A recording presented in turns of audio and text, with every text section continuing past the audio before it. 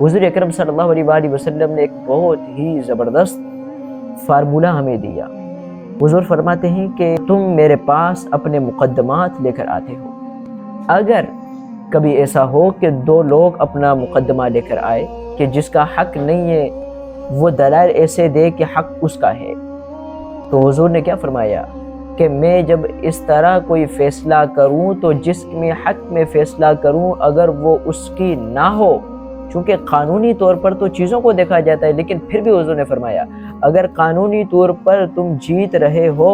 اور جیت چکے ہو لیکن شرعی طور پر وہ چیز تمہاری نہیں ہے، تم اس کے حقدار نہیں ہو، تم اس کے مالک نہیں ہو، اس پر تمہارا دعویٰ ٹھیک نہیں ہے، تو پھر یہ نہیں فرمایا کہ ہاں لے لو کیونکہ قانونی طور پر تو تم جیت گئے جنگ، نہیں، بلکہ حضور نے کیا فرمایا کہ فَإِنَّمَا أَقْطَعُ لَهُ قِطْعَةً مِّنَ النَّارِ، کو گویا کہ پھر میں اس کو آگ کا ایک ٹکڑا دے رہا ہوں، وہ اس کو نہ لے، وہ آگ کا ایک ٹکڑا ہے اس کے لیے،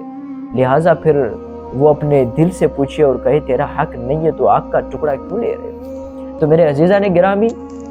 یہ کوئی دلیل نہیں ہے کہ ہم کورٹ کے اندر گئے اور ہم جیت گئے۔ دیکھیں ٹھیک ہے قانونی طور پر آپ جیتے لیکن شرعی طور پر کیا حقیقتاً واقعی وہ چیز آپ کی تھی؟ خدا را میرے دوستو، اگر ایسا ہم بھی کر چکے ہیں، آپ بھی کر چکے ہو،